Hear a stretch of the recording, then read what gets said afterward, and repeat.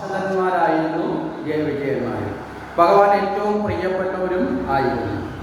അങ്ങനെയുള്ള ജയവിജയന്മാർ അസുരന്മാരായി വന്നു പിറക്കേണ്ടി വന്നു. ഒന്നല്ല 3 ജന്മങ്ങളിൽ അസുരന്മാരായി വരേണ്ടത്. എന്തുകൊണ്ടാണ് ഭഗവാന് പ്രിയപ്പെട്ടവരായിരുന്നിട്ട് കൂടി ജയവിജയന്മാർ അസുരന്മാരായി പിറക്കേണ്ടി വന്നത്? എന്തുകൊണ്ടാണ്?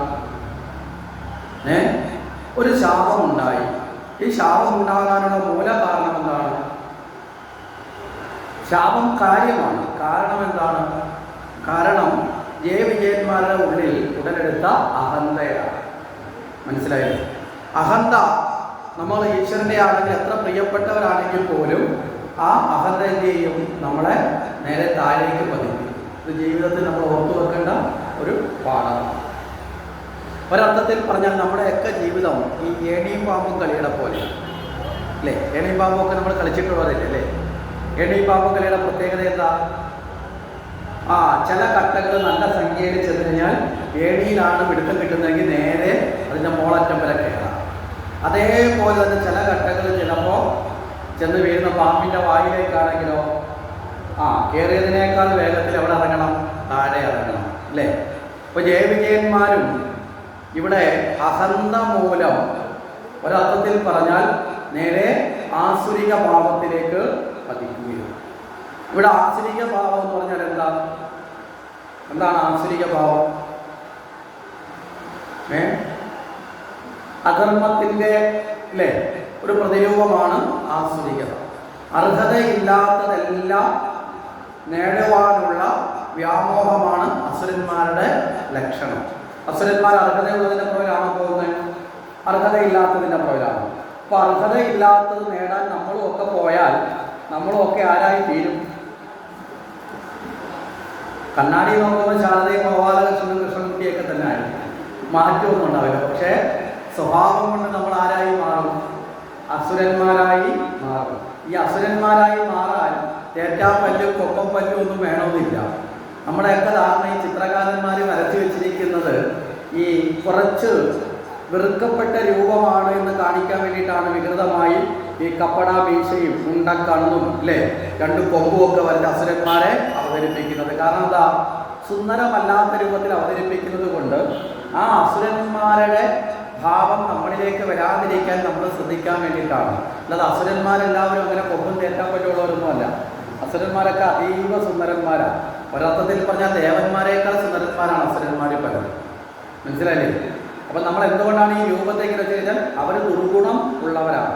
ആ ദുർഗുണത്തെ പുറമേ പ്രകടിപ്പിക്കാനാണ് ഈ ദുർരൂപങ്ങൾ എന്ന നിലയിൽ ചിത്രീകരിച്ചിരിക്കുന്നതെന്ന് നമ്മൾ മനസ്സിലാക്കും. അപ്പോൾ കണ്ണാടി നോക്കുമ്പോൾ നമ്മൾ പഴയ കണക്ക് തന്നെ ഇരിക്കും. പക്ഷേ സ്വഭാവം കൊണ്ട് എവിടെ എത്തും? അസുരന്മാരായി മാറും. മനസ്സിലായില്ലേ? അപ്പോൾ അർഹതയുള്ളത് മോഹിക്കുന്ന അവസ്ഥയിൽ നമ്മൾ ഏതവസ്ഥയിലെത്തും? അർഹതയുള്ളത് മോഹിക്കുമ്പോൾ മനുഷ്യൻ എന്ന ഭാവത്തിലേക്ക് എത്തും. മനസ്സിലായില്ലേ? അർഹത ഉണ്ടായിട്ടും മോഹങ്ങളെ ഉപേക്ഷിച്ചുകൊണ്ടാണ് നമ്മൾ കർമ്മം ചെയ്യുന്നതെങ്കിൽ ദേവപദവിയിലേക്ക് എത്തും. ഇത്രയാണ് ദേവാസുര മനുഷ്യ വിഭാഗങ്ങളെ തരംതിരിക്കാൻ എളുപ്പം സാധിക്കുന്നത്. മനസ്സിലായില്ലേ? അല്ലാതെ അസുരന്മാരും ഭൂമിയുടെ അടിയിൽ എവിടെയെങ്കിലും വസിക്കുന്നത്, നമ്മൾ ഇടയ്ക്ക് നിൽക്കുന്നത്, ദേവന്മാരും മേളിയിരിക്കുന്നത്, അങ്ങനെയൊന്നും ചിന്തിക്കേണ്ട ആവശ്യമില്ല. നമ്മളെ സംബന്ധിച്ച് ഏറ്റവും നല്ലത് ചിന്തിക്കേണ്ടത് സ്വഭാവം കൊണ്ട് താഴ്ന്നതാണ് താഴെ വസിക്കുന്നു എന്ന് പറയുന്നത്. മനസ്സിലായില്ലേ? സ്വഭാവം കൊണ്ട് അധപ്പതിക്കുമ്പോൾ അസുരനായി, സ്വഭാവ ഗുണങ്ങളിലേക്ക് എത്തപ്പെടുമ്പോൾ മനുഷ്യ തലത്തിലേക്ക് ഉയർത്തപ്പെടും. പൂർണ്ണമായ സദ്ഗുണത്തിലേക്ക് എത്തപ്പെടുമ്പോൾ ദേവപദവിയിലേക്ക് എത്തപ്പെടും. വ്യത്യാസം മനസ്സിലായോ? ഒരേകദേശം അപ്പോൾ ആ ആസുരിക ഭാവം അധാർമികമായത് മുഴുവൻ നേടാനുള്ള ആ സ്വാർത്ഥതയ്ക്ക് അനുഭവപ്പെടുന്നത് അസുരഭാവമാണ്. ഇവിടെയും ആ അസുരഭാവത്തിലേക്കാണ് ആരും പതിക്കുന്നത്? ജയവിജയന്മാർ പതിക്കുന്നത്. ഇനി ഈ അസുരന്മാരും ദേവന്മാരും തമ്മിലുള്ള കലഹമാണല്ലോ നമ്മുടെ പുരാണം മുഴുവൻ അല്ലേ? ശരിയല്ലേ? അങ്ങനെയാണെങ്കിൽ ആരാണ് ഈ ദേവന്മാരും അസുരന്മാരും എന്നുകൂടി നമ്മളൊന്ന് സൂക്ഷ്മമായി മനസ്സിലാക്കുന്നത് വളരെ നല്ലതാണ്. ദേവന്മാരും അസുരന്മാരും തമ്മിൽ ശത്രുതയുണ്ടോ? ഉണ്ടോ? ദേവന്മാരും അസുരന്മാരും തമ്മിൽ ശത്രുതയില്ലേ? അതേ ഉള്ളൂ. പുരാണത്തിൽ മുഴുവൻ അവർ തമ്മിൽ അടിയല്ലേ കാണുന്നത്? ശത്രുതയുണ്ട്. ഇനി ഇവർ തമ്മിൽ ബന്ധം വല്ലതും ഉണ്ടോ?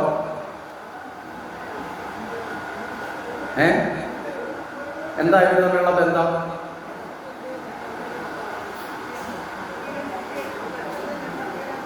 ആരാണ്? ആ, സഹോദരങ്ങൾ ഒറ്റ വാക്കിൽ പറഞ്ഞൂടെ? ഇത്രയൊക്കെ കയറി നമ്മളങ്ങ് ചുറ്റിക്കറങ്ങണോ? പണ്ടുള്ളവർ പറയുന്നത് മൂക്കിൽ പിടിക്കാൻ മൂക്ക് വലത്തൊക്കെ ഇട്ട് കറങ്ങണോ? ഒറ്റ കറക്കത്തിൽ പറയാം, ഒറ്റ വാക്കിൽ. പിന്നെ നമുക്ക് വിശദീകരിക്കാം. സഹോദരങ്ങളാണ്. ഏതൊക്കെ അർത്ഥത്തിൽ? രണ്ടർത്ഥത്തിൽ. അച്ഛനൊന്നാണ്, അമ്മയോ രണ്ടാണെങ്കിൽ സഹോദരിമാരാണ് അല്ലേ? അങ്ങനെ വന്നാലും ആരാ? സഹോദരന്മാരാണ്. പിന്നെന്തിനാണ് ഇവർ തമ്മിലുള്ള കലഹത്തെ പുരാണത്തിൽ ഒരു പ്രധാന കഥയാക്കി സ്വീകരിച്ചിരിക്കുന്നത്? കുടുംബ കലഹത്തെ പഠിപ്പിക്കാനാണ് അല്ലേ? സഹോദരന്മാരാണ്, കുടുംബകലഹമാണ്. എന്തിനാണ് പിന്നെ ഇങ്ങനെ ഒരു കഥാപാത്രത്തെ ചമച്ചിരിക്കുന്നത്? നമുക്ക് മനുഷ്യനാണല്ലോ ഈ കഥ പഠിക്കുന്നത് അല്ലേ? ആ മനുഷ്യൻ വേറിട്ട് രണ്ട് ഭാവങ്ങളെ കുറിച്ചാണ് പഠിക്കുന്നത്. ഒന്ന് അസുരനും ഒന്ന് ദേവനും. പഠിക്കുന്നതാരാ? മനുഷ്യൻ. മനസ്സിലാവുന്നുണ്ടോ? അപ്പൊ ഇതെന്തിനാണ് മനുഷ്യൻ ഇത് പഠിക്കുന്നത്? എന്തിനാണ്? ഇതിൽ നിന്ന് എന്ത് പാഠം ഉൾക്കൊള്ളാനാണ് ഇങ്ങനെ ഒരു ചിത്രീകരണം പുരാണത്തിൽ വന്നിരിക്കുന്നത്?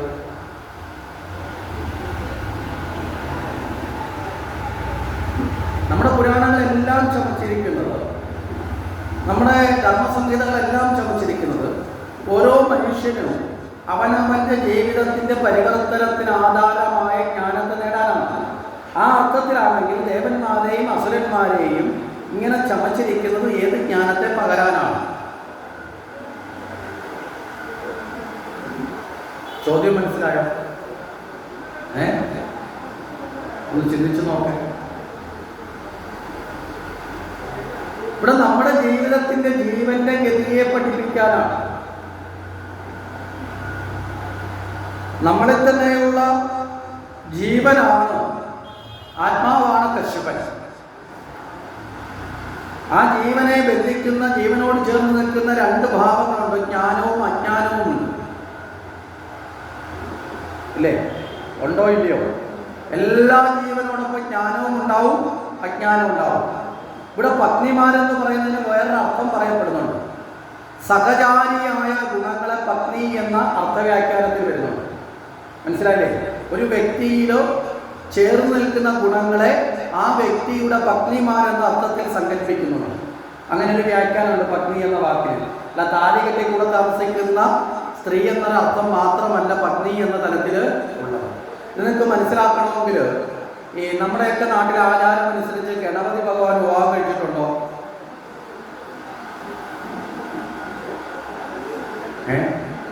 നമ്മളെ വിളിച്ചിട്ടില്ല കല്യാണത്തിന്. ഗണപതി വിവാഹം കഴിച്ചിട്ടുണ്ടോ? നമ്മൾ വിവാഹം കഴിച്ചിട്ടില്ല. പക്ഷെ ഈ അടുത്ത കാലത്ത് കേരളത്തിലുള്ള പലരും ഞെട്ടലോടുകൂടി ചിന്തിച്ച് പുറത്ത് നടന്നൊരു വിഷയം ഉണ്ടായിരുന്നു. നമ്മുടെ TV-യിലൊക്കെ നമശിവായ എന്നൊരു സീരിയലുണ്ട്. ആ സീരിയൽ വർണ്ണിക്കപ്പെടുന്ന സമയത്ത് ആ സീരിയലിൽ ഗണപതി വിവാഹം കഴിച്ചു രണ്ട് ഭാര്യമാരുണ്ട് എന്നൊരു കഥ എന്ന നിലയിലാണ് അവർ അവതരിപ്പിക്കപ്പെട്ടത്. സീരിയൽ കാണുന്ന സ്വഭാവം ഇല്ലെങ്കിലും പലരും വിളിച്ച് ചോദിച്ചു, ഇങ്ങനെ ഈ മേഖലയിൽ നിൽക്കുന്നത് കൊണ്ട് അറിഞ്ഞോ? ഞാൻ ചോദിച്ചു, എന്താ? ഗണപതി കല്യാണം കഴിച്ചു. എപ്പോഴായിരുന്നു? ഇന്ന് രാത്രി 9:30 മണിക്ക് TV-യിൽ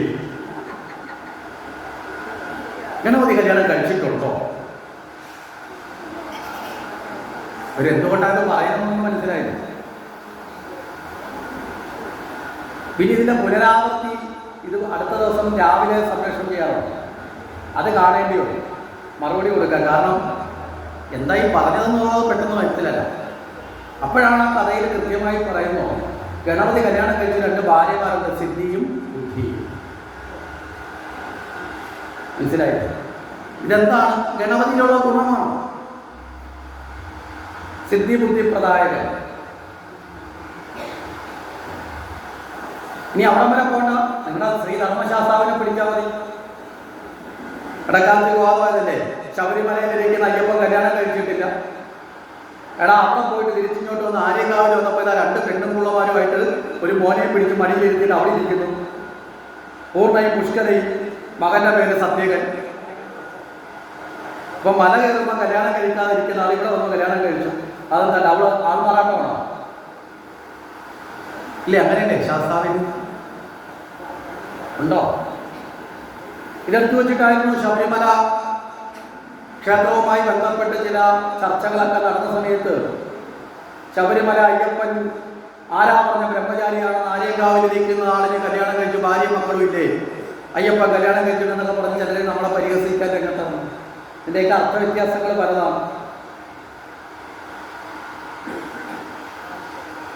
അപ്പോൾ ഒരു വ്യക്തിയിൽ അടങ്ങിയിരിക്കുന്ന ഗുണതത്വങ്ങളെ ആ വ്യക്തിയുടെ പത്നി എന്ന അർത്ഥത്തിൽ എടുക്കാൻ സാധിക്കും.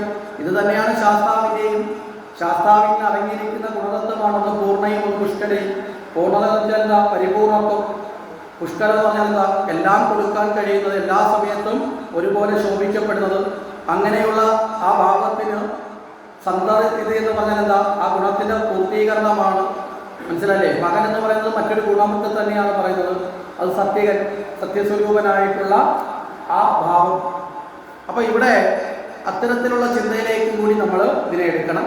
അപ്പോൾ പരമമായ ജീവന് സന്തത സഹചാരിയായി ജന്മത്തിൽ വന്ന് ജ്ഞാനാജ്ഞാനങ്ങൾ കൂടിച്ചേരും. അതാണ് വിധയും അതിഥിയും. മനസ്സിലായില്ലേ? ജീവൻ ജ്ഞാനത്തോടു കൂടി കർമ്മം ചെയ്യുമ്പോൾ അത് നന്മയും, ജീവൻ അജ്ഞാനത്തോടു കൂടി കർമ്മം ചെയ്യുമ്പോൾ എന്തായി മാറും? തിന്മയുമായി മാറും. തിന്മയാണ് അസുരന്റെ പ്രതീകം, നന്മയാണ് ദേവന്റെ പ്രതീകം. മനസ്സിലാവുന്നുണ്ടോ? അപ്പൊ ദേവന്റെ തത്വമാണ് ശ്രേഷ്ഠമെങ്കിൽ നമ്മൾ നമ്മുടെ കർമ്മം ആരോട് ചേർത്ത് ചെയ്യാൻ തീരുമാനിക്കണം? ജ്ഞാനത്തെ ആശ്രയിച്ച് ചെയ്യാൻ തീരുമാനിക്കണം. പറഞ്ഞതിന് അർത്ഥം മനസ്സിലായില്ലേ? ജ്ഞാനത്തെ ആശ്രയിക്കാതെ നമ്മൾ അജ്ഞാനത്തിൽപ്പെട്ട് കർമ്മം ചെയ്താൽ നമ്മൾ അസൂരികമായ ഭാവത്തിലേക്ക് നമ്മൾ എത്തപ്പെടും. ഇത് നമ്മളെ ബോധിപ്പിക്കാനാണ് ഈ ദേവാസുര കഥകളെല്ലാം പുരാണങ്ങളുടെ ഭാഗമായി ചേർത്ത് വെച്ചിരിക്കുന്നത്. ഇവിടെ നമ്മുടെ പുരാണങ്ങളെല്ലാം ഒരു സിംബോളിക്കലായിട്ടുള്ള തത്വത്തെയാണ്, ഒരു പ്രതീകാത്മക ശൈലിയെയാണ്. പുറമേ കാണുന്ന കഥകളല്ല അതിൻ്റെ ആന്തരികമായ അർത്ഥതലത്തിൽ എന്ന് ചിന്തിച്ചുറപ്പിച്ച് പഠനം ചെയ്ത് മനനം ചെയ്ത് അതിൻ്റെ സത്യാവസ്ഥയെ ബോധ്യപ്പെടണം. പറഞ്ഞു മനസ്സിലായില്ലേ? അപ്പം ആ നിലയിൽ നമ്മൾ സമീപിക്കണം. അപ്പോൾ ഇവിടെ ഭഗവാന്റെ പാർഷദന്മാരായിട്ട് പോലും വിജയന്മാർ അഹന്തയ്ക്ക് അടിമപ്പെട്ടു. ഈ അഹന്ത ഉള്ളിൽ വന്നു കഴിഞ്ഞാൽ ഇതെന്തായി മാറും? സ്വഭാവത്തിലൂടെ പ്രകടമാക്കും. ഇല്ലേ? നമ്മുടെ ഉള്ളിൽ ഒരു അഹന്ത വന്നാൽ നമ്മൾ ഏതെങ്കിലും അവസരം കിട്ടുമ്പോൾ എന്ത് ചെയ്യും? പ്രകടിപ്പിക്കും. ആ പ്രകടിപ്പിക്കുന്നത് പലപ്പോഴും മറ്റുള്ളവർക്ക് ബുദ്ധിമുട്ടായിട്ട് വരും. ഇവിടെ സനകാദി മഹർഷിമാരെന്നറിയപ്പെട്ട ബ്രഹ്മാവിന്റെ മാനസപുത്രന്മാർ 4 പേരാണ്. 4 വേദസ്വരൂപം എന്നാണ് അവരെ പറയപ്പെടുന്നത്. ഇവർക്ക് ഏത് സ്ഥലത്തും ഏത് സമയത്ത് വേണമെങ്കിലും പ്രവേശനമുള്ളവരാണ്. അതങ്ങനെ ഒരു കൃത്യമായി ഇവർക്കൊരു അനുവാദമുള്ളതാണ്. എന്തുകൊണ്ടാണ്? ജ്ഞാനമാണ്. ജ്ഞാനത്തിന് എവിടെയെങ്കിലും തടസ്സമുണ്ടോ? എല്ലാ തടസ്സങ്ങളെയും നീക്കുന്നത് ആരാ? ജ്ഞാനമാണ്. ജ്ഞാനത്തിന് തടസ്സമായി മാറുന്നത് എപ്പോഴെങ്കിലും ആരാ? അജ്ഞാനം മാത്രമാണ്. മനസ്സിലായില്ലേ? അപ്പോൾ ഈ സനകാദി മഹർഷിമാരെ വൈകുണ്ഠത്തിലേക്ക് എത്തപ്പെടുമ്പോൾ അവിടെ വെച്ച് ഈ ജയവിജയന്മാർ ആരെ തടഞ്ഞു? ഈ സനകാദി മഹർഷിമാരെ തടഞ്ഞു. ഈ തടഞ്ഞതിൻ്റെ കാരണം എന്താണെന്ന് ചോദിച്ചാൽ ഭഗവാൻ തന്നെ പറഞ്ഞിരുന്നു ആരെയും തൽക്കാലത്തേക്ക് പ്രവേശിപ്പിക്കണ്ട. അതിൻ്റെ അടിസ്ഥാനത്തിൽ ഇവരെ അങ്ങനെ തടയപ്പെടേണ്ടവരല്ല എന്ന് അറിയാമെങ്കിലും ഭഗവാൻ പറഞ്ഞ ഒരു വാക്കിനെ, മനസ്സിലായില്ലേ, അതൊരു ഒരു അഹന്തയോട് ചേർത്ത് പിടിച്ചുകൊണ്ടൊരു അവസരമാക്കി മാറ്റിക്കൊണ്ട് ഈ സനകാദി മഹർഷിമാരെ തടയാൻ ഉള്ള ഒരു ഹുങ്ക് ആര് കാട്ടി? ജയവിജയന്മാര് കാട്ടി. സനകാദി മഹർഷിമാര് ഇവിടെ ഈ ജയവിജയന്മാരെ ശപിച്ചു. 3 ജന്മം അസുരന്മാരായി പിറക്കട്ടെ. എന്താ ഈ 3 ജന്മം എന്നൊക്കെ ഒരു കണക്ക് വെച്ചത്?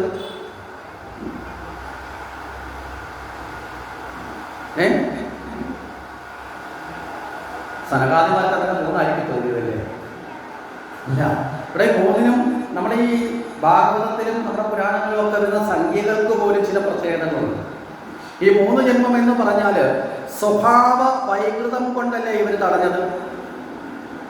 അല്ലേ? ഇവരെ അഹന്ത ഏതിനെയാണ് ബാധിച്ചത്? സ്വഭാവത്തെയാണ്. സ്വഭാവമാണല്ലോ അവർ പ്രകടമാക്കിയത്. സ്വഭാവ വൈകൃതങ്ങളുടെ എല്ലാത്തിൻ്റെയും ആധാരം ത്രിഗുണങ്ങളല്ലേ? നമ്മുടെയൊക്കെ സ്വഭാവത്തിൻ്റെ ആധാരം എന്താ? ത്രിഗുണങ്ങളാണ്. നമ്മുടെ ഉള്ളിലുള്ള തമോ ഗുണവും രജോ ഗുണവും സത്വഗുണവുമാണ്. തമോ ഗുണത്തോട് ചേർത്ത് വരുമ്പോൾ നമ്മൾ പരിപൂർണമായും ആസുരിക ഭാവമാണെങ്കിൽ രജോ ഗുണത്തിൽ അല്പം കൂടി വ്യത്യാസം വരും. സത്വഗുണത്തിൽ വരുമ്പോൾ നമ്മൾ കുറച്ചുകൂടി നന്മയുള്ളവരായി മാറും. ഈ ത്രിഗുണങ്ങളും കടക്കണമെന്നാണ് പറയുന്നത്. മനസ്സിലായില്ലേ? അപ്പം 3 ജന്മം വെച്ചാൽ 3 ഗുണങ്ങളെയും ശുദ്ധീകരിക്കുക. കാരണം അശുദ്ധമായ സ്വഭാവത്തെ ശുദ്ധീകരിച്ച് തിരികെ എത്തട്ടെ. മനസ്സിലായില്ലേ? അല്ല എന്നേക്കുമായിട്ട് ഇവിടുന്ന് പറഞ്ഞു വിടുവല്ല. ചെയ്ത തെറ്റിൻ്റെ ശിക്ഷ അനുഭവിച്ച് വീണ്ടും ശുദ്ധമായാൽ വീണ്ടും വരാം. അപ്പം നമ്മുടെ നാട്ടിൽ ഒരാളൊരു കുറ്റം ചെയ്തു, കോടതി അയാളെ പറ്റി ജയിലിലടച്ചു, എല്ലാ കാലത്തേക്കും ഉടയ്ക്കുകയാണ് ചെയ്യുന്നത്. ചിലരെ ഒരിക്കലും പുറത്തു വിടാത്തവരെ എല്ലാ കാലത്തേക്കും ഉടയ്ക്കും. ബാക്കി സാധാരണയുള്ളവരെ ചെയ്യും, തെറ്റ് തിരുത്തി തിരിച്ചു വന്ന് അവർക്ക് ജീവിക്കാം. മനസ്സിലാവുന്നുണ്ടോ? അപ്പോൾ ആ വ്യക്തിയല്ല എതിർക്കുന്നത്, അവർ ചെയ്ത ആ തെറ്റിനെയാണ്. അപ്പോൾ ഈ സ്വഭാവ ശുദ്ധീകരണത്തിന് വേണ്ടിയാണ് ഈ ത്രിഗുണാത്മകമായ അവരിൽ പ്രകടമാകുന്ന സ്വഭാവ രൂപീകരണത്തിൻ്റെ ത്രിഗുണത്തെ എങ്ങനെയാണോ ശുദ്ധീകരിക്കാൻ, അതുകൊണ്ടാണ് 3 ജന്മങ്ങൾ എന്നൊരു കണക്ക് കൃത്യമായിട്ട് പറയപ്പെടുന്നത്. അവിടെ ഒരു ശാപമുണ്ടായി. ഈ ശാപം കിട്ടിയ ഉടനെ തന്നെ ജയവിജയന്മാർ അഹന്തയുണ്ടെങ്കിലും ഭയന്നുപോയി. കാരണം വീഴ്ച സംഭവിച്ചു.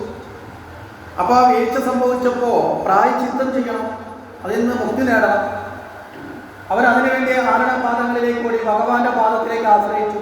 ഇവിടുത്തെ ഈ കലാപമൊക്കെ കേട്ടുകൊണ്ട്, ബഹളമൊക്കെ കേട്ടുകൊണ്ട് ഭഗവാനും പുറത്തേക്ക് വന്നു, സംഭവത്തെക്കുറിച്ച് തിരക്കി. അപ്പോഴാണ് പറഞ്ഞ സനകാദി മഹർഷിമാരെ തടഞ്ഞു. അതിൻ്റെ ഫലമായി ഇവർ ശപിച്ചു. 2 പേരും ദുഃഖിതരാണ്. ശാപം കിട്ടിയ ആൾ ദുഃഖിതരാണ്, ശപിച്ചവരും ദുഃഖിതരാണ്. ഇവർ 2 കൂട്ടരും ഭഗവാന്റെ ഇരുവശങ്ങളിലായിട്ട് ഭഗവാനെ ആശ്രയിച്ചു. എന്തിനാണ് ഈ ശപിച്ചത്? സനകാദി മഹർഷിമാർ ഭഗവാനെ ആശ്രയിച്ചത് എന്തിനാണ്?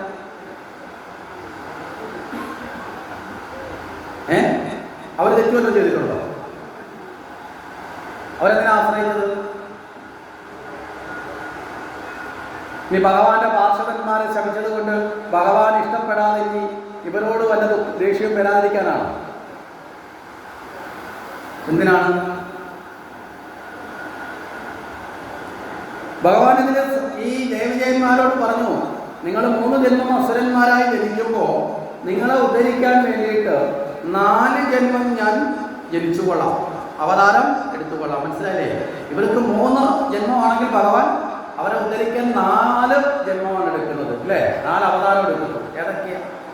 വരാഹം, നരസിംഹം, രാമൻ, കൃഷ്ണൻ. ഇവരാണ് ഹിരണ്യാക്ഷനും ഹിരണ്യകശിപുവായി ജനിക്കുന്നത്. ഇവരാണ് പിന്നീട് രാവണനും കുംഭകർണനുമാകുന്നത്. ഇവരാണ് പിന്നെ കൃഷ്ണ യുഗത്തിൽ ദന്തവക്ത്രനും ശിശുപാലനുമായി ജനിക്കുന്നത്. കംസനല്ല, ശിശുപാലനുമായി ജനിക്കുന്നത്. അപ്പൊ 4 ജന്മം ഭഗവാൻ എടുക്കും. അപ്പൊ 1 അധികമാണ് ഭഗവാൻ ഏറ്റെടുക്കുന്നത്. മനസ്സിലല്ലേ? അപ്പൊ ഭഗവാൻ ഇവരോട് സ്നേഹവുമുണ്ട്. എത്ര തനിക്ക് പ്രിയപ്പെട്ടവരാണെങ്കിലും അവരിലൊരു മാലിന്യം വന്ന് നിറയാൻ ആരാഗ്രഹിക്കുന്നില്ല? ഭഗവാൻ ആഗ്രഹിക്കുന്നില്ല. ആ മാലിന്യത്തെ കഴുകി മാറ്റലാണ് ഈ പ്രക്രിയ. ഇവരിലേക്ക് അഹന്തമാണ്. ഇവിടെ ഒരർത്ഥത്തിൽ ഇവര് ഇത്തരത്തിൽ ഈ സനകാദി മഹർഷിമാരെ തടയാൻ ഇവരെ മായ കൊണ്ട് പ്രേരിപ്പിച്ചതും ഭഗവാൻ തന്നെയാണ്. അതാണ് ഭഗവാന്റെ ലീല എന്ന് പറയുന്നത്. എന്താണ് ഇതിന് ചില മൂലകാരണം എന്ന് ചോദിച്ചാൽ ഉത്തരമില്ലാതെ അത് ഭഗവാന്റെ ഒരു ഇച്ഛയാണെന്ന് മാത്രം ചിന്തകൾ വിട്ടേക്കാനേ പറ്റും. ഭീഷ്മപിതാമകൻ ശരശയ്യയിൽ കിടക്കുമ്പോൾ പാണ്ഡവന്മാരെയും കൂട്ടി തന്നെ കാണാൻ വരുന്ന കൃഷ്ണനെ സ്തുതിച്ചുകൊണ്ട് പാണ്ഡവരെ അനുഗ്രഹിക്കുന്നുണ്ട്. പാണ്ഡവരോട് പറയും, നിങ്ങൾ ധർമ്മത്തെ പിന്തുടരുന്നവരാണ്, എന്നിട്ടും നിങ്ങൾക്ക് എന്തേ ഇത്രയും ദുഃഖം വന്നതെന്ന് ഞാൻ പലപ്പോഴും ചിന്തിച്ചിട്ടുണ്ട്. അതിനൊന്നും ഉത്തരം എനിക്ക് പോലും കിട്ടിയിട്ടില്ല. അല്ലേ? പാണ്ഡവര് ധർമ്മിഷ്ഠരായിരുന്നല്ലോ, അല്ലേ? അധർമ്മികളായ കൗരവന്മാർക്ക് ആകെ ഒരു ദുഃഖം ഉണ്ടായിരുന്നില്ല, ഏറ്റവും അവസാനം ഒരു നാശം. പക്ഷെ അതിനേക്കാൾ കൂടുതൽ അടിക്കടി ദുഃഖം മുഴുവൻ ആർക്കുണ്ടായി? പാണ്ഡവന്മാർക്കുണ്ടായി. എന്നിട്ട് ഭീഷ്മർ അന്ന് ഒന്നുകൂടി പറയുന്നുണ്ട്, സാക്ഷാൽ ശ്രീകൃഷ്ണ ഭഗവാൻ തന്നെ, അല്ലേ, ഉച്ചമിത്രമായി ഒപ്പമുണ്ടായിട്ട് പോലും നിങ്ങൾക്ക് ഈ ലീലകളിലൂടെ കടന്നു വന്നു. ഇതൊക്കെ എനിക്ക് പോലും മനസ്സിലായിട്ടില്ല. ഇത് അറിയുന്നവർ വളരെ ചുരുക്കമാണ്. ഒരുപക്ഷെ ഇത് അറിയുന്നത് കപിലനും നാരദരും, മനസ്സിലായില്ലേ, അതുപോലെ സാക്ഷാൽ ഭഗവാനും മാത്രമാണ് എന്ന് ഭീഷ്മര് പറഞ്ഞ് അവസാനിപ്പിക്കുക. അപ്പൊ ചിലതിൻ്റെ ഉത്തരം നമ്മൾ തേടാൻ സാധിക്കാത്തതുകൊണ്ട്. അപ്പൊ ഇവിടെ എന്തുകൊണ്ടാണ് ഇങ്ങനെ ഭഗവാൻ പ്രേരിപ്പിച്ചതെന്ന് ചോദിച്ചാൽ, മുമ്പൊരിക്കൽ ഇതുപോലെ തന്നെ ഭഗവാൻ ഈ ജയവിജയന്മാരോട് തൻ്റെ സ്ഥലത്തേക്ക് തൽക്കാലം ആരെയും പ്രവേശിക്കേണ്ട, അനുവാദം കൊടുക്കേണ്ട എന്നൊരു കാര്യം സൂചിപ്പിച്ചിരുന്നു, നിർദ്ദേശം കൊടുത്തിരുന്നു. ആ സമയത്ത് ലക്ഷ്മി ദേവി ഭഗവാനെ ദർശിക്കാൻ വേണ്ടി വന്നു. അപ്പം നമ്മുടെ വീട്ടിലൊരു സെക്യൂരിറ്റി ഉണ്ടെന്ന് വെക്കുക. വീട്ടിൻ്റെ ഗൃഹനാഥം വന്ന് സെക്യൂരിറ്റിക്കാരനോട് പറയുകയാണ് ആരെയും അകത്തോട്ട് കയറ്റിവിടണ്ട എന്ന് പറഞ്ഞാൽ അതിനകത്ത് ആ വീട്ടിലുള്ള ആൾക്കാരാരെങ്കിലും പുറത്തു പോയിട്ട് വന്നാൽ കയറ്റിവിടേണ്ടതാണോ? ആണോ? വീട്ടിൻ്റെ ഗൃഹനാഥം പറയാം ആരെയും കയറ്റിവിടണ്ട. അത് അന്നേരമായിരിക്കും വീട്ടിൽ അമ്മ കാവനാട് വരെ പോയി മാർക്കറ്റിൽ പോയി സാധനമൊക്കെ വാങ്ങിക്കൊണ്ടുവന്നു കാവൽക്കാരൻ പറയാം കയറണ്ട. എന്താ കാര്യം? മുതലാളി പറഞ്ഞിട്ടുണ്ട്. പുറത്ത് നിർത്തുവോ? ആരെങ്കിലും ഉദ്ദേശിക്കുന്ന ആരെയാ? അർഹതയില്ലാത്ത അല്ലെങ്കിൽ അനിവാര്യമല്ലാത്തവരെ തടഞ്ഞില്ല. മനസ്സിലായില്ലേ? അപ്പൊ ലക്ഷ്മി ദേവിയെ തടഞ്ഞു. ലക്ഷ്മി ദേവിക്ക് കലശലായ ദേഷ്യമൊക്കെ ഉണ്ടായി. പക്ഷേ തൻ്റെ ഭർത്താവ് പറഞ്ഞ ഒരു വാക്യത്തെ പിടിച്ചുകൊണ്ടാണല്ലോ ഇവരിത് ചെയ്തത്. അപ്പൊ ഇവരോട് ദേഷ്യപ്പെട്ടാൽ അത് ആരോട് ദേഷ്യപ്പെടുന്നതിന് തുല്യമായി മാറും? ഭർത്താവിനോട് ദേഷ്യപ്പെടുന്നതിന് തുല്യമായി മാറും. മനസ്സിലായില്ലേ? അപ്പോൾ ഒരു തരത്തിൽ പോലും തന്നെ ഭർത്താവിനെ നിന്ദിക്കാൻ പാടില്ല എന്ന ഒരു ഭാവം ഉത്തമമായ പത്നി ധർമ്മത്തിൻ്റെ ഒരു ലക്ഷണമാണ്. ഇന്നങ്ങനെയാണോ?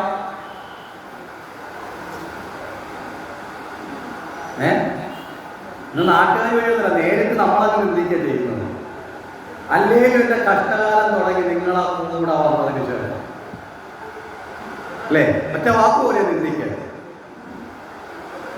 പിന്നെ ചില അമ്മമാർ വളരെ രസകരമായി പറയും, എത്രയെത്ര നല്ല ആലോചന വന്നതാണ്, എൻ്റെ ഗതികേട്, അല്ലാണ്ട് എന്താ പറയുന്നത്? അതിൻ്റെ അർത്ഥം എന്താ? എത്രയെത്ര നല്ല ആലോചന വന്നതെന്ന് പറയുന്നതിൻ്റെ അർത്ഥം എന്താ? എനിക്ക് വിളിച്ചിരുന്ന ഈ കൊള്ളരുതാത്തവനെയാണ്. മുഖത്ത് നോക്കി പറഞ്ഞില്ല, വളരെ സന്ദർഭം അനുസരിച്ച് പറഞ്ഞു. ഇതിനർത്ഥം പെട്ടെന്നൊന്നും പുരുഷന്മാർക്ക് പിടികിടാത്തത്. അവർ പറയും വരും വരും വരും വരും. മനസ്സിലായില്ലേ? ഈ വരും വരും എന്നുള്ളതല്ല, യഥാർത്ഥത്തിൽ മുഖത്ത് നോക്കി കൊള്ളരുതാത്തവനെന്ന് പറഞ്ഞതിന് തുല്യമാണ് പറഞ്ഞത്. ഇപ്പൊ നേരിട്ട് നിന്ദിക്കണേ. പണ്ടങ്ങനെയല്ല. ഏറ്റവും റെസ്പെക്റ്റ് കൊടുക്കുന്ന ആ റെസ്പെക്റ്റിലായിരുന്നു പണ്ടത്തെ കുടുംബജീവിതത്തിന്റെ ഒരു താളം തന്നെ. ഒരു അനുസരണയും ഒരു വിധേയത്വവും ഒരു ഉൾക്കൊള്ളലും അല്ലേ, സ്നേഹവും, ഇതൊക്കെ ജീവിതത്തിന് വേണ്ട ഗുണങ്ങളായിരുന്നു. നിങ്ങളൊന്ന് എടുത്തു നോക്കിയാൽ പണ്ടത്തെ കാലത്തെ കുടുംബങ്ങളെ എടുത്തു നോക്കിയാൽ അടിയും വഴക്കുമൊക്കെ ഉണ്ടെന്ന് വെച്ചാൽ അതൊക്കെ ഉണ്ടാവും. പക്ഷേ മരണം വരെയും അല്ലേ 40, 50, 60 വർഷം വരെ ഒരുമിച്ച് ഇടപിരിയാതെ ജീവിച്ചിരുന്ന ഋതുഭേദങ്ങളെ പോലെ ജീവിച്ചിരുന്ന കുടുംബങ്ങളല്ലേ നമ്മുടെ ചുറ്റുമുള്ളത് അല്ലേ? ഇന്നൊന്ന് കാറ്റടിച്ചാൽ കരിയില പറന്നു പോകുന്ന കണക്ക് അല്ലേ, ഡൈവോഴ്സ് മേടിച്ച് അങ്ങോട്ടും ഇങ്ങോട്ടും പതറി ചിതറിത്തെറിച്ച് അടുത്തതിലേക്ക് വന്നു വീണ് അങ്ങോട്ട് പോകുന്ന ഒരു അവസ്ഥയിലാണ് ഇന്ന് നമ്മുടെയൊക്കെ ജീവിതം പോയിക്കൊണ്ടിരിക്കുന്നത്. പണ്ടൊക്കെ നമ്മൾ വീടുകളിൽ അമ്മമാര് വീട്ടിലെ ഭർത്താക്കന്മാരെ വിളിക്കുന്നത് ഒന്നുകിൽ അമ്മയെന്ന് വിളിക്കും, ഇല്ലെങ്കിൽ പിള്ളേരച്ചാന്ന് വിളിക്കും, ഇല്ലെങ്കിൽ അവിടുന്നേന്ന് വിളിക്കും, അല്ലെങ്കിൽ ചേട്ടാന്ന് വിളിക്കും അല്ലേ. ഇനി കുറച്ചുകൂടി നാടൻ ഭാഷ പറഞ്ഞാൽ അണ്ണാന്ന് വിളിക്കും. അത്രയും വിലക്കായിരുന്നു വിളി നിൽക്കുന്നത്. ശരിയല്ലേ? ഇതിലെല്ലാം ഒരു ബഹുമാനാർത്ഥം ഉണ്ടാകും. ഇന്നോ നമ്മളെല്ലാം പരിശോധിച്ചു. പേര് വിളിക്കും. പേര് വിളിച്ചു കഴിഞ്ഞാൽ കുറച്ചുകൂടി അടുപ്പം വന്നു കഴിഞ്ഞാൽ ചെല്ലപ്പേര് വിളിക്കും, കുട്ടാന്ന് വിളിക്കും. കുറച്ചുകൂടി അടുപ്പം വന്ന് 10 പേരെ മുമ്പിൽ വന്നാൽ പൊട്ടാന്ന് വിളിക്കും.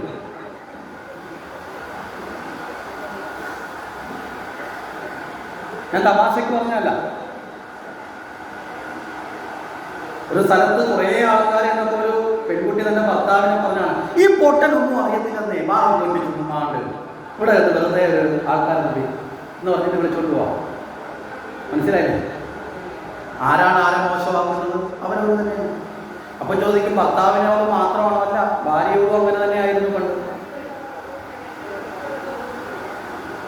നമ്മുടെ പാരമ്പര്യം അങ്ങനെയായിരുന്നു. പിന്നീട് ഇതിന് എല്ലാത്തിനകത്തും മാലിന്യം വന്നു. നമ്മൾ രാമായണത്തിന്റെ കഥയിലേക്ക് പോയി പഠിച്ചു കഴിഞ്ഞാൽ എന്തിനാണ് രാമായണമൊക്കെ പഠിക്കണമെന്ന് പറയുന്നതെന്ന് മനസ്സിലാക്കുക. രാമൻ സീതയെ സംബോധന ചെയ്യുന്നത് ഭവതി എന്നാണ്, ആര്യപുത്രി എന്നാണ്, ശ്രേഷ്ഠ എന്നാണ്. മനസ്സിലായില്ലേ? സഹധർമ്മിണി എന്ന അർത്ഥത്തിലാണ് കണ്ടിരുന്നത്.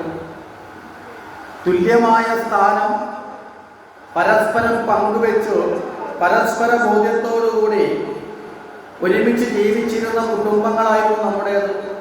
ആ കുടുംബങ്ങൾക്ക് പ്രസക്തിയില്ല. കുടുംബങ്ങൾ എന്ന് പറയുന്നത് സ്ത്രീയെയും പുരുഷനെയും തളച്ചിടുന്ന, പ്രത്യേകിച്ചും സ്ത്രീയെ തളച്ചിടുന്ന കാരാഗൃഹമാണെന്നൊക്കെ ആരോ ഒക്കെയോ നാട്ടിൽ പ്രസംഗിച്ച് നമ്മുടെ പിള്ളേരുടെ തലയിലെല്ലാം ആളുതാമസമില്ലാത്ത അവസ്ഥയാക്കി. അതിൻ്റെ ഫലമായിട്ട് സ്ത്രീ അവനെയെല്ലാം തെളിയിക്കാൻ വേണ്ടി സ്ത്രീ സമൂഹത്തിലെ മുന്നേറ്റം നടത്തിക്കൊണ്ടുള്ള ഫെമിനിസ്റ്റ് ചിന്താഗതിയിലേക്ക് നമ്മൾ അടിമപ്പെട്ടു. അതിൻ്റെ ഫലമായി വിപരീത ഓപ്പറേഷന് മുമ്പിൽ ആണുങ്ങൾ വീഴുന്നാൽ അവരെക്കാളും മുമ്പിൽ ഞങ്ങൾ കയറി നിൽക്കും എന്ന് പറയുന്ന അവസ്ഥ ഇന്നത്തെ പെൺകുട്ടികൾ വന്നു ചേർന്നു. മനസ്സിലായില്ലേ? സ്വാതന്ത്ര്യം മേടിച്ചു മേടിച്ച് അവിടം വരെ എത്തി നിൽക്കുന്നു എന്ന് പറയാൻ വേണ്ടി സൂചിപ്പിച്ചതാണ്, ആരെയും മോശമാക്കാൻ വേണ്ടിയിട്ടാണ്. ഇപ്പോൾ എൻ്റെ വീടിൻ്റെ തൊട്ടടുത്തൊരു കോളേജുണ്ട്, TK എഞ്ചിനീയറിംഗ്. നിങ്ങൾക്ക് അറിയാം, നമ്മുടെ അടുത്ത് തന്നെ കരിക്കോട്. ഈ അടുത്ത കാലങ്ങളിൽ, രാത്രി കാലങ്ങളിൽ അവിടുത്തെ ചില കാഴ്ചകൾ കണ്ടാൽ നമുക്ക് പോലും വിഷമം വരും.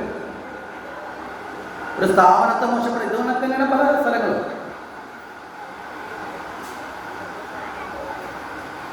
മദ്യപിച്ച് കാലുകൾ നിലത്തുറയ്ക്കാതെ പോകുന്ന വീട്ടുകാർ വളരെ പ്രതീക്ഷയിൽ കഷ്ടപ്പെട്ട് ധനം കൊടുത്ത് പഠിപ്പിക്കാൻ വിട്ട് പഠിക്കാൻ വന്നിട്ട് രാത്രി 11-12 മണിയായാൽ പോലും താമസ സ്ഥലത്ത് കയറാതെ അതിൻ്റെ സൈഡിലുള്ള റെയിൽവേ പാളത്തിൻ്റെ സൈഡിൽ വരെ പോയി കിടന്ന് ബോധമില്ലാതെ കിടക്കുന്ന അവസ്ഥയിലെത്തുന്ന പെൺകുട്ടികളുടെ എണ്ണം കൂടിക്കൊണ്ടിരിക്കുകയാണ്. ആൺകുട്ടികളാണെങ്കിൽ നമുക്ക് 2 വഴക്ക് പറഞ്ഞാൽ നമ്മൾ തടി കൊടുക്കാം. പെൺകുട്ടികളെ അടിച്ചാൽ പിന്നെ നമ്മൾ അകത്ത് പോയിരിക്കണം. മനസ്സിലായില്ലേ? ഇതൊക്കെയാണോ പുരോഗമനം? നമ്മൾ ആലോചിച്ച് നോക്കുക. ആണോ? ഇങ്ങനെയാണോ നമ്മൾ അപലകളെല്ലാം തെളിയിക്കേണ്ടത്? നല്ല വഴികൾ എത്രയുണ്ട് നമ്മുടെ മുന്നിൽ. നല്ല വഴികളിലൂടെ കരുത്ത് തെളിയിച്ചിട്ടുള്ള എത്രയോ ആൾക്കാർ നമ്മുടെ നാട്ടിലുണ്ട്, ഇല്ലേ? ഉണ്ടോ ഇല്ലയോ?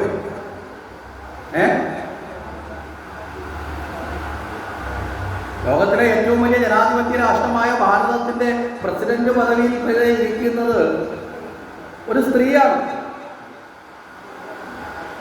അവര് കരുത്ത് തെളിയിച്ച ആ മേഖലയിലൂടെയാണ്.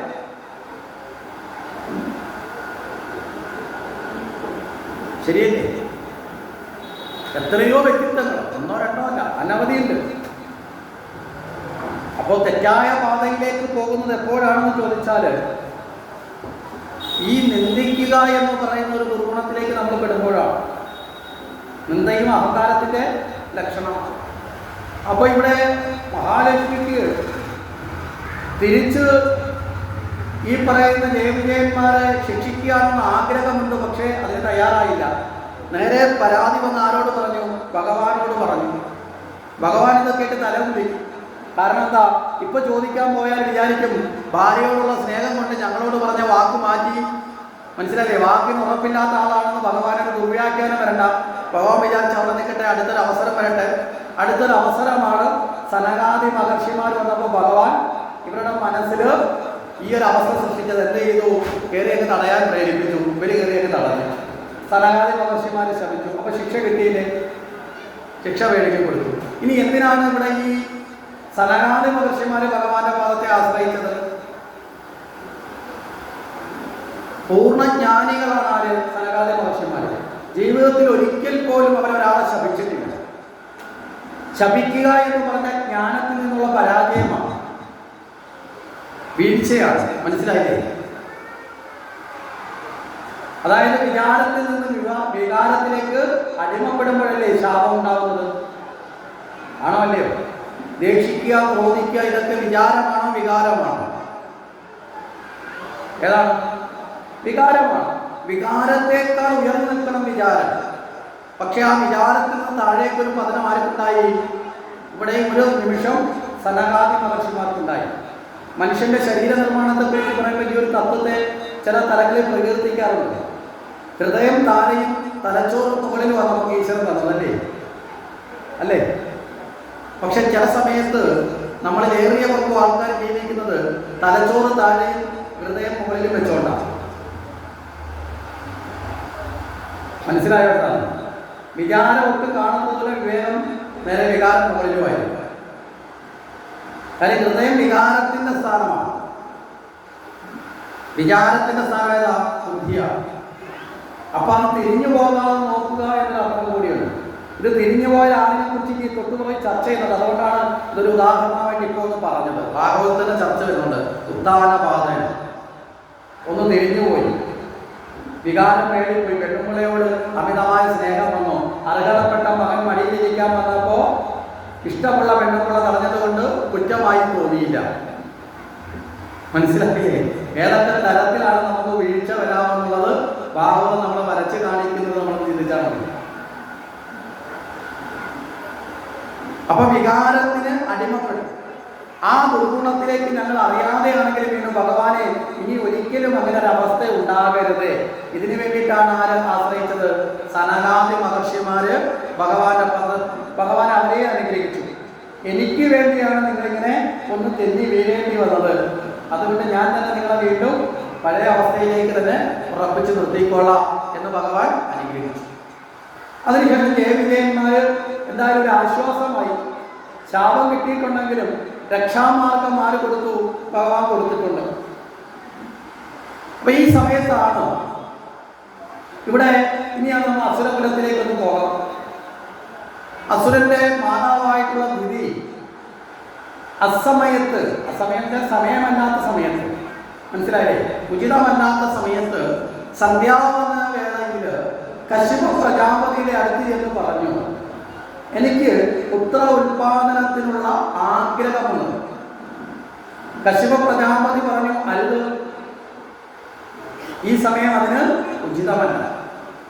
ഉചിതമായ സമയവും അനുചിതമായ സമയങ്ങളും അനുസരിച്ച് വേണം ഏതൊരു കർമ്മവും അനുഷ്ഠിക്കാൻ, അല്ലേ? അനുചിതമായ സമയത്താണ് കർമ്മം അനുഷ്ഠിക്കുന്നതെങ്കിൽ അതിന്റെ ഫലം എന്തായിരിക്കും? വിപരീതമായിരിക്കും.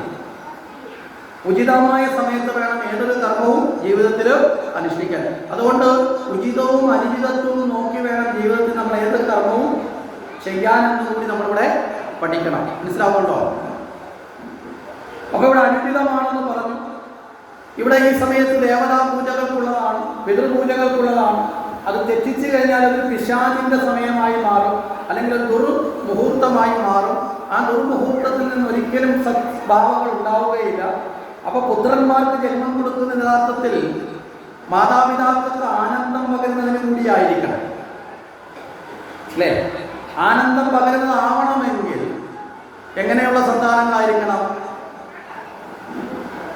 സത്സന്താനങ്ങളായിരിക്കണം.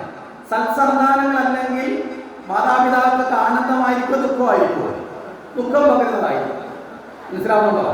അപ്പൊ അതുകൊണ്ട് സത്സന്താനങ്ങൾക്ക് ജന്മം കൊടുക്കണമെങ്കിൽ അതിന് ഈ സമയം ഉചിതമല്ല എന്ന് പറഞ്ഞു. എങ്കിലും കാമവാസന കൊണ്ട് വശംവതയായി തീർന്ന ആ സമയത്ത് ആ വികാരത്തിന് അടിമപ്പെട്ടത് കൊണ്ട് വിചാരം നഷ്ടപ്പെട്ടു പോയ അവസ്ഥയിൽ ആരെത്തി? തന്റെ ഭർത്താവ് ശ്രേഷ്ഠനായ മഹർഷിയായിരുന്നിട്ട് പോലും അദ്ദേഹത്തിന്റെ ഉപദേശം അദ്ദേഹം അതിന് വഴങ്ങിക്കൊടുത്തല്ല. ആദ്യം ഉപദേശിച്ചു മാറ്റാൻ വേണ്ടി, അദ്ദേഹം ഉപദേശിച്ചു, കാര്യകാരണസഹിതം പറഞ്ഞിട്ട് പോലും വികാരത്തിന് അടിമപ്പെട്ടത് കൊണ്ട് വിചാരം നഷ്ടപ്പെട്ട സ്ഥിതി ചെവിക്കൊണ്ടില്ല. ഇവിടെ നമ്മളുടെയൊക്കെ ജീവിതത്തിൽ നമ്മൾ ചിലപ്പോ വികാരങ്ങൾക്ക് അടിമപ്പെടുമ്പോൾ പലപ്പോഴും വിചാരത്തിൽ നിൽക്കുന്ന കാര്യങ്ങളെ നമ്മൾ തള്ളിക്കളയാറില്ലേ? മനസ്സിലാവുന്നുണ്ടോ? വികാരത്തിലേക്ക് അടിമപ്പെടുന്ന സമയത്ത് നമുക്ക് നഷ്ടമാകുന്നത് നമ്മുടെ വിചാരമാണ് എന്നുകൂടി നമ്മൾ മനസ്സിലാക്കുക. ഇനി വികാരത്തിൽ നിന്ന് രക്ഷ പ്രാപിക്കാൻ ഏതാണ് മാർഗം?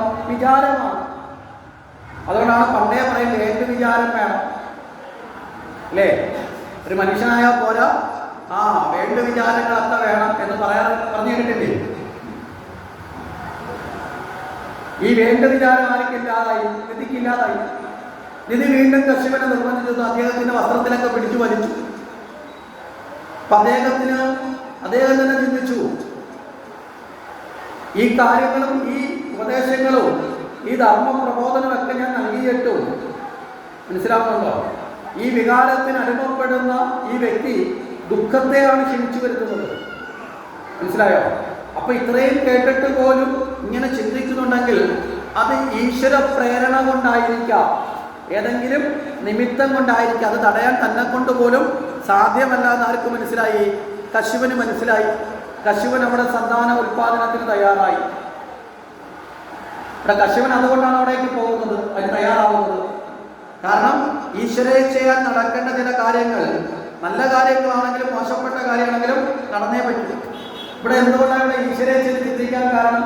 ഇവിടേക്ക് വരാൻ പോകുന്നത് ഈ ശാപനിമിത്തം ഉണ്ടായ ദേവികന്മാരാണ്. അപ്പൊ അവർ വരിക എന്നുള്ളത് മുമ്പേ നിശ്ചയിക്കപ്പെട്ടതാണ്. തടയാൻ പറ്റുമോ? അത് പറ്റില്ല. അപ്പൊ ആ രീതിയിലേക്ക് കാര്യങ്ങൾ നീങ്ങി. അവിടെ ആ ത്രിസന്ധ്യ സമയത്ത് അവിടെ കശ്യപ പ്രജാപതിയെ ആശ്രയിച്ച് തിഥി 2 കുഞ്ഞുങ്ങൾക്ക് ജന്മം കൊടുക്കും. ഒന്ന് ഹിരണ്യാക്ഷനും ഒന്ന് ജ്യേഷ്ഠൻ ഹിരണ്യകശിപുവും.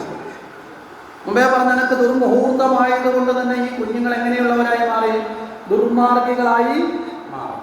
അപ്പൊ ഇവിടെ നമ്മുടെ മുന്നിൽ ഒരു ചിന്ത വരാം. എടാ, ഈ കുഞ്ഞുങ്ങൾക്ക് ജന്മം കൊടുക്കുന്ന സമയത്തിന് പ്രാധാന്യമുണ്ടോ? ഉണ്ടോ എന്നുള്ളത് ഇതിലൂടെ നമുക്ക് മനസ്സിലായല്ലോ അല്ലേ? പറഞ്ഞു മനസ്സിലായേ? നമ്മളൊക്കെ കുഞ്ഞുങ്ങൾ ജനിച്ചതിന് ശേഷം ജനിച്ച സമയത്തിന്റെ മുഹൂർത്തം നോക്കിയിട്ട് ജാതകം നോക്കി സ്വഭാവത്തെ നിർണ്ണയിക്കാൻ നടക്കുന്നവരാണ്. പക്ഷെ യഥാർത്ഥത്തിൽ ഒരു കുഞ്ഞ് ജനിക്കുന്ന സമയം മുതലല്ല അവന്റെ ജാതകം ആരംഭിക്കുന്നത്. എവിടെ മുതലാണെന്ന് അറിയൂ? ജന്മം കൊടുക്കുന്ന നിമിഷം മുതൽ ആരംഭിച്ചു. അതുകൊണ്ടാണ് നമ്മൾ ജനിച്ചതിന് ശേഷമുള്ള മുഹൂർത്തം വെച്ച് എത്ര കണക്ക് കൂട്ടിയാലും മനസ്സിലായില്ലേ, ഒരു 80-90% വരെ കറക്റ്റ് ആവും. ബാക്കി 20 ചാടിപ്പോകും. നമ്മൾ പറഞ്ഞില്ലേ, ജാതകത്തിൽ പറഞ്ഞത് 80% ശരിയാവും. അപ്പൊ ജാതകത്തിന്റെ കുഴപ്പമല്ല, എവിടെ തൊട്ട് തുടങ്ങണോ അവിടെ തൊട്ട് തുടങ്ങാൻ നമുക്ക് സാധിക്കില്ല. അങ്ങനെ സാധിക്കുമായിരുന്നൊരവസ്ഥയുണ്ടായിരുന്നു പണ്ട്. കുഞ്ഞുങ്ങൾക്ക് ജന്മം കൊടുക്കുമ്പോൾ തന്നെ ഉത്തമ മുഹൂർത്തം തിരഞ്ഞെടുത്ത് കുഞ്ഞുങ്ങൾക്ക് ജന്മം കൊടുക്കുന്ന ഒരു ഗാർഹസ്ഥ്യ ജീവിത പാരമ്പര്യം നമ്മുടെ ശാസ്ത്രത്തിൽ പണ്ടുണ്ടായിരുന്നു. അതിനാണ് ശാന്തി മുഹൂർത്തം എന്നൊരു മുഹൂർത്തം കുറിക്കുന്നത് ഉണ്ടായിരുന്നു. മനസ്സിലായില്ലേ? വിവാഹത്തിനല്ല മുഹൂർത്തം കുറിക്കേണ്ടത്. വിവാഹത്തിന്റെ മുഹൂർത്തത്തിന് ഒരർത്ഥവുമില്ല. ഇപ്പൊ വിവാഹത്തിനൊക്കെ മുഹൂർത്തം കുറിക്കുന്നത് എന്താണ്?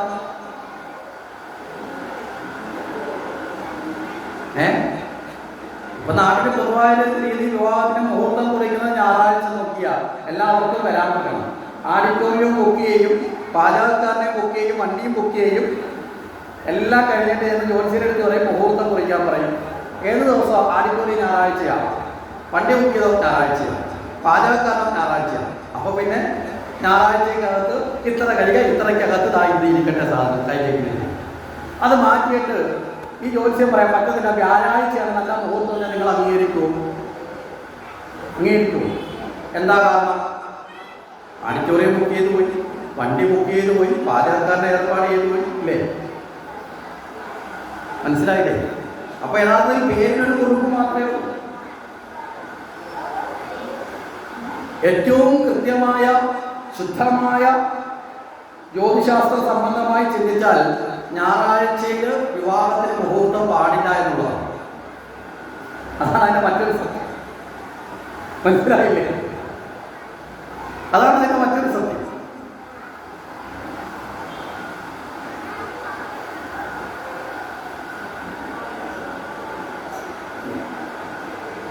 ഇതെങ്ങാണ് നമ്മൾ ചിന്തിച്ചിട്ടാണ് നമ്മൾ ഈ മുഹൂർത്തത്തെ കുറിച്ച് കാര്യങ്ങളിലേക്കൊക്കെ ഏർപ്പെടുന്നത്. ശരി, ഇനി ഞായറാഴ്ച കഴിഞ്ഞു പോയതൊക്കെ ഇനി അതിൻ്റെ പേര് വെള്ളം ഉണ്ടാക്കണ്ട. കഴിച്ചത് കഴിച്ചു, അജീർണം വന്നത് അജീർണമായി, ദഹിച്ചത് ദഹിച്ചു, രണ്ടും സന്തോഷം. ഇവിടെ വിവാഹത്തെക്കാൾ പ്രധാനമെന്ന് പറയപ്പെടുന്നത് യഥാർത്ഥത്തിൽ ഒരു ഗാർഹസ്ഥ്യത്തിന്റെ ഏറ്റവും വലിയ സമ്പത്ത് സന്താനങ്ങളല്ലേ? അല്ലേ? മനസ്സിലായില്ലേ? സന്താനങ്ങളാണ്. ആ സന്താനങ്ങൾക്ക് ജന്മം കൊടുക്കുന്ന ശാന്തി മുഹൂർത്തമാണ് ഏറ്റവും പ്രധാനം.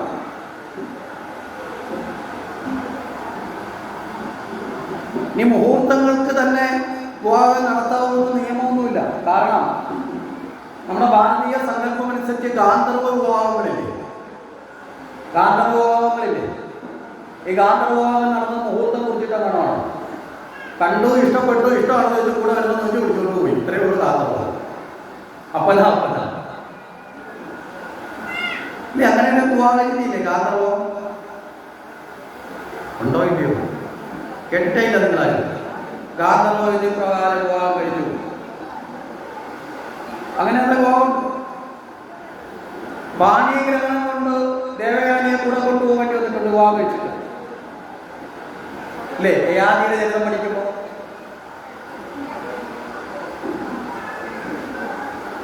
ഒരുപാട് ചരിത്രങ്ങൾ നമുക്കങ്ങനെ കാണാൻ സാധിക്കും. ശരി, കൂടുതൽ വിവാദത്തിലേക്ക് പോകുന്നില്ല. ഈ വിവാദം പിന്നൊരു വിവാദമായി മാറിയാലോ? നമുക്കിത് തിരിച്ചു വരാം. അപ്പൊ ഇവിടെ സന്താന ഉൽപാദനത്തിൽ ഏറ്റവും ശ്രേഷ്ഠമായ മുഹൂർത്തമുണ്ട്. ഇതൊന്നുകൂടി നമ്മൾ പഠിക്കണമെങ്കിൽ രാമായണത്തില് രാവണ, കുംഭകർണ, വിഭീഷണ, ശൂർപ്പണകൾക്ക് ജന്മം കൊടുക്കുന്ന ആ മുഹൂർത്തങ്ങളെ എടുത്തു പഠിച്ചാൽ മതി. അവിടെയും ഇതുപോലെ തന്നെയാണ്. ഉചിതമല്ലാത്ത സമയത്ത് സന്താന ഉൽപാദനത്തിന് നിർബന്ധിതരായി തീരുകയാണ്. ഒരേ ദിവസം തന്നെയാണ് ഈ 4 പേർക്കും ജന്മം കൊടുക്കുമെന്ന് പറയപ്പെടുന്നത്.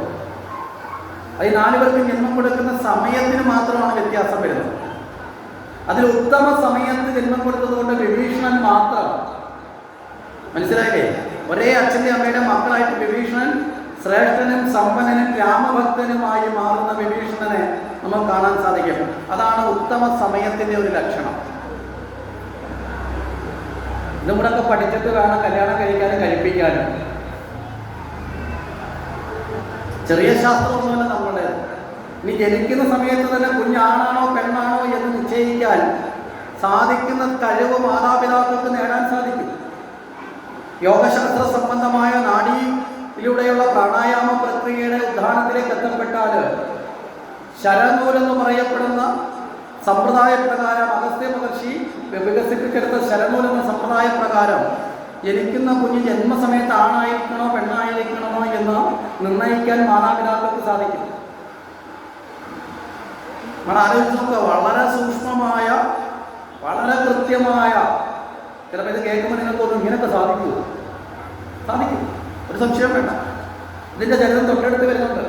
കർദമ പ്രജാപതി എടുത്ത് ദേവഹൂതി എന്നിട്ട് 9 പെൺമക്കളായി പോയി. അടുത്ത എനിക്കൊരു പുരുഷനെ തരണം, ഒരു മകനെ തരണം എന്ന് പറഞ്ഞപ്പോൾ ശരി എന്നാൽ മകനായിക്കോട്ടെ എന്ന് പറഞ്ഞു. എങ്ങനെയാ മകനായിക്കോട്ടെ എന്ന് പറഞ്ഞാൽ സൂപ്പർ മാർക്കറ്റിൽ പോയി മേടിച്ചുകൊണ്ട് വരുന്നതാണോ? അല്ലല്ലോ. തൻ്റെ ഇച്ഛ കൊണ്ട് ആ പുത്രനെ നൽകാനുള്ള കഴിവും പ്രാപ്തിയും തനിക്കുണ്ട് എന്ന് കർദമൻ ഉറപ്പിക്കുകയാണ്. ശാസ്ത്രഗതിയുടെ ആധാരമാക്കിയിട്ടാണ് കുഞ്ഞിനെ ആണും പെണ്ണുമായി അറിയാൻ സാധിക്കുന്നത്. നമുക്ക് 2 നാഡികളുണ്ട്, ഇടയെന്നും പിങ്കലെന്നും പറയുന്ന 2 നാഡി. ഇടത് മൂക്കിലൂടെ ആരംഭിക്കുന്നതിനെ ഇടയെന്ന് പറയും ചന്ദ്രനാഡി, വലതു മൂക്കിലൂടെയുള്ളതിനെ സൂര്യനാഡി.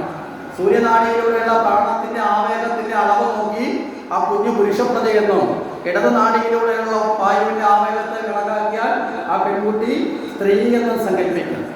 ഇത് 2 സമമായിരിക്കുന്ന അവസ്ഥയാണ്. അതിന് വേറെ ചില അർത്ഥങ്ങളുണ്ട്. അപ്പൊ ഇവിടെ ജനിക്കുന്ന മുഹൂർത്തത്തിന് പ്രാധാന്യമുണ്ട്. ജന്മം കൊടുക്കുന്ന സമയത്ത് മാതാപിതാക്കളുടെ മനോഭാവത്തിന് പ്രാധാന്യമുണ്ട്. മനസ്സിലായില്ലേ? ഒരു കുഞ്ഞ് ജനിച്ച് കഴിഞ്ഞിട്ടല്ല കുഞ്ഞിന്റെ വിദ്യാഭ്യാസം ആരംഭിക്കേണ്ടത്. ജന്മം കൊടുക്കുന്ന വേളയിലെ മാതാപിതാക്കളുടെ മനോഭാവപര കുഞ്ഞിന്റെ സംസ്കാരവും സ്വഭാവവുമായിരിക്കും. പിന്നെ കുഞ്ഞ് ഉദരത്തിൽ വഹിക്കുന്ന സമയത്ത് ഗർഭവതിയായ അമ്മ, ആ കാലഘട്ടത്തിൽ അമ്മയും അമ്മയോടൊപ്പം അച്ഛനും ആ കുഞ്ഞിന്റെ വിദ്യാഭ്യാസം ആ ഗർഭപാത്രത്തിനുള്ളിൽ നിന്ന് ആരംഭിക്കണം. അതിനെയാണ് നമുക്ക് തൊട്ടുപോയത് പ്രഹ്ലാദചരിതം വരുമ്പോൾ ഒന്നുകൂടി വെളിപ്പെടുത്തുന്നത്. അല്ലേ? പ്രഹ്ലാദൻ ഭഗവാനെ കുറിച്ച് മുഴുവൻ കേട്ടുപഠിച്ചത് എവിടെ കിടന്ന? അമ്മയുടെ ഉദരത്തിൽ കിടന്ന. അഭിമന്യു പത്മബീഹം വളർത്താൻ മുഴുവൻ പഠിച്ചത് എവിടെ കിടന്ന? അമ്മയുടെ ഉദരത്തിൽ കിടന്ന. നമ്മുടെയൊക്കെ വിചാരം ജനിച്ചു കഴിഞ്ഞാൽ ഏതെങ്കിലും വലിയ സ്കൂളിൽ കൊണ്ടാക്കിയാൽ മതി എൻ്റെ കുഞ്ഞ് രക്ഷപ്പെട്ടുള്ളൂ എന്നാണ്. മനസ്സിലായില്ലേ? ശരിയായിരിക്കാം, കുറേ പ്രൊഫഷണലായിട്ട് കുറേ ഭാഷ പഠിക്കാനും കുറേ ടെക്നോളജി പഠിക്കാനും ഒക്കെ അതുകൊണ്ട് സാധിക്കാം. പക്ഷേ സ്വഭാവ ഗുണങ്ങൾ പഠിക്കാൻ സാധിക്കുമോ? ഏറ്റവും കൂടുതൽ സ്വഭാവ വൈകൃതം കാണിക്കുന്നത് വിദ്യാഭ്യാസം ഇല്ലാത്തവരാണോ വിദ്യാഭ്യാസം ഉള്ളവരാണോ? മനസ്സിലായില്ലേ? സസൂക്ഷ്മം നമ്മൾ പഠിക്കേണ്ടതാണ്. നമ്മുടെ ജീവിതത്തെ അവലോകനം ചെയ്ത് പഠിക്കാൻ നമ്മൾ നീ തയ്യാറായില്ല എങ്കിൽ നമ്മൾ അനുഭവിക്കുന്ന ദുഃഖങ്ങളും നമ്മൾ അനുഭവിക്കുന്ന വേദനകൾക്കൊന്നും ഒരു കുറവുണ്ടാവില്ല, കൂടിക്കൊണ്ടേയിരിക്കും.